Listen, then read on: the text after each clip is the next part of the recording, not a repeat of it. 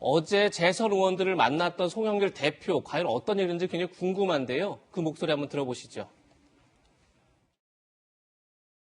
장관 후보자 장관이랑 관련해서는 총리 후보자 관련해서는 그런 얘기는 우리 대변인 통해서 대변인 통해서 지도부 언제쯤 결단 내리실까요? 잘 하겠습니다. 부적격 의견을 전달했다 뭐 이런 얘기가 있어요. 그건 아니에요. 다양한 얘기를 주셨는데 신임 지도부가 잘 수렴해서 앞으로 당을 다 이끌어달라 이런 의견들이었습니다. 인섭 청문회에 대해서 뭐 찬성하는 분들도 있고 또 국민 눈높이에서 또 바라보고 반대하시는 분들도 있고 우리 당 정말 반성하고 정말 분물쇄신해야 된다. 혁신해야 된다. 네, 송영길 대표 기자들을 만나서는 그냥 말을 아꼈었는데 언론들이 어제 재선 의원과의 간담회에서 어떤 얘기가 오갔느냐 취재한 결과는 사뭇 달랐습니다. 송영길 대표가 작심 발언했다 이렇게 보도가 이어지고 있는데 김상조 전 정책실장 내로남불의 극치였다 이런 얘기를 송영길 대표가 했다는 겁니다. 또 여당 국회의원들을 향해 청와대 정책실장이 강의하듯 하는 것부터가 바꿔야 한다. 다시 얘기해서 당청 관계에서 청와대 우위 문제 있다 이런 지적을 했다는 거고요. 당이 중심이 되는 대선 만들겠다. 청와대가 명령하고 여당이 따르는 식 안 된다. 이렇게 굉장히 강한 톤의 얘기를 어제 했다는 겁니다. 김연아 비대위원님, 저 얘기가 맞다면 그러면 14일 날 지금 문재인 대통령과 당 신임 지도부가 만나게 되는데 그 자리에서 이렇게 가서는 안 됩니다. 이렇게 강대강 충돌로 가서는 안 됩니다. 지금 대선 1년밖에 남지 않았는데 뭔가 전국의 모멘텀, 변화의 모멘텀이 필요합니다라는 얘기를 할 가능성이 높아 보이긴 하는데요. 네, 그렇게 말씀하실 것으로 예상이 됩니다.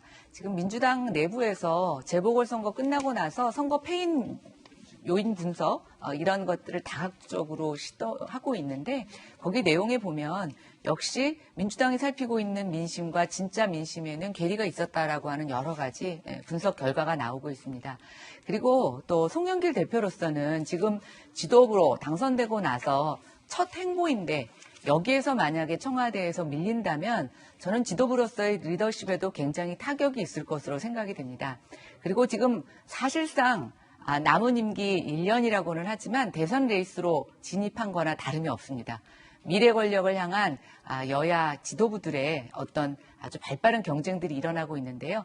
그런 측면에서는 저는 송영길 당대표는 조금 강한 어조로 얘기할 것 같은데 문제는 청와대도 지금 사실은 기싸움에서 쉽게 물러날 수가 없어서 제 조심스러운 예측은 이 문제가 되는 3명 중에 한두 명에게 잦은 사퇴를 요구하는 청와대 정무진들의 어떤 좀 노력이 있지 않을까. 만약에 잦은 사퇴하게 되면 여당 지도부도 할 말을 다 한 것이고 반영을 했고 대통령은 대통령대로 뭔가 좀 이것을 돌파하겠다라고는 의지에 있어서 본인은 후퇴하지 않은 모양새를 보이고 있어서 아까 이제 김 교수님이 말씀하신 보기 좋은 모양새라는 게 결국은 후보자들의 잦은 사퇴가 되는 게 아닐까 생각해 보는데 어쨌든 제가 좀 강조하고 싶은 것은 재보궐 참패 이후에 지금 첫 지도부가 이 인사권에 대해서 일종의 목소리를 내는 저는 첫 무대라고 생각이 됩니다.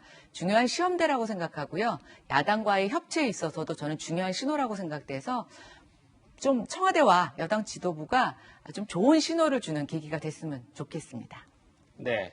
김연아 비대위원은 잦은 사퇴 쪽으로 가지 않겠느냐는 바람을 지금 이제 말씀하신 걸로 이렇게 보이는데 청와대는 처음에 지금은 국회의 시간이다 이렇게 얘기를 했었죠. 그리고 나서 이제 14일 재송부 요청 기간이 끝나고 나면 이제 청와대의 시간이 올 겁니다. 그리고 나면 마지막에 국내 시간이 올 것이다. 어제 그런 얘기도 했었는데 청와대가 어떤 선택을 할지 지켜보겠습니다.